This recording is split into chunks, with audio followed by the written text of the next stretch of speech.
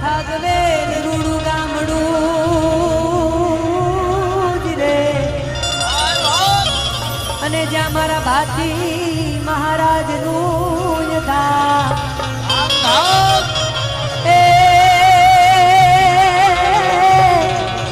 એવા દૂધડે જેના દીવા પડે